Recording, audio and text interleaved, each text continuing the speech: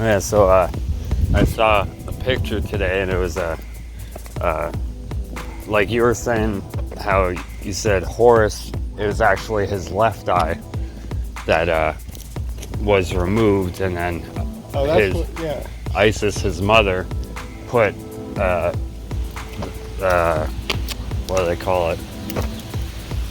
Well, the eye of Horus. It's a non biological eye. It's like an artifact. You just put it in there, and it worked, right? Okay. So, and but I saw an image today, and it shows the right eye of Ra and the left eye of Thoth, but both are the eyes of Horus. But then another image that said the right eye is of Ra and the left eye is of Horus. But when I look into it more, it's what Ra is, right? Yeah. I think is wrong.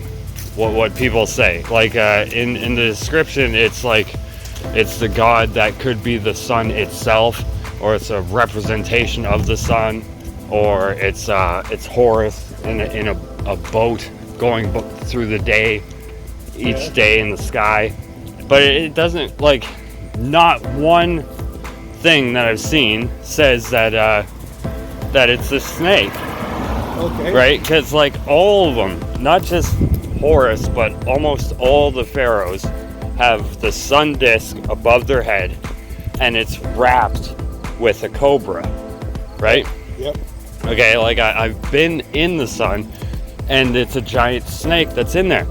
So I'm thinking that Ra is the giant snake. It's not the disc itself, and it's not an imaginary snake. It's a real giant snake that's in there, right? Gotcha. And it's like they said that Ra is the god, the father of creation, right? That's what the Egyptians used to believe, and Horus was like the son of God, right? Mm-hmm. The son of the creator, through his life and the steps he took and all those different supernatural occurrences that happened. He became the son of God, right? In the Egyptian way of things. Right. And then later on in Christianity, the exact same thing happened with Mary and Jesus instead of Isis and Horus. Right. Okay. So when you think about it, it's like what they were calling Ra. I don't know if it's actually God, but it could be Satan, right? Okay. Like, because when I was there, it was very much like he didn't say who he was, but I knew in my heart that was not that could not have been like the all-loving God of creation. This thing was extremely hostile looking, and so I'm thinking that, but when I read the image, it's the description of Ra and the description of Horus are almost polar opposites, kind of. But it does say that Ra, who they think is the father of creation, okay, rules through fear and violence. Okay, but Horus was more sexual and compassionate towards humanity and stuff like that. Yeah. But yeah, the sexual weird stuff too is totally Horus, right? So it's not like he's a good person like Jesus. Yeah. Horus was not, right? He's he's very much a torturer, right?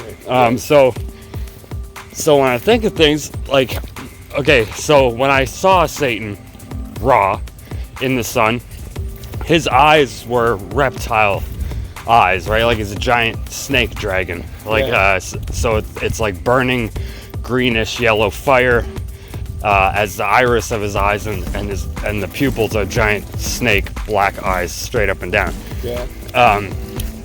But in the image of the eye of Ra, it's a solid black human looking round eye, right? Right. But what's really strange that I noticed about this image is the Eye of Horus isn't filled in black, it's white. Oh. Right? Just like the image of the spirit that was possessing me, or maybe still is, that's the exact same composition. Like his right eye was white, Right. and his left eye is black. Right. Meaning that it is the spirit of Horus, right? Which the spirit of Horus holds the spirit of Ra already, right? Right, It doesn't yeah. matter if he's on the other side or not, I don't think. So it's like the evil trinity, I think.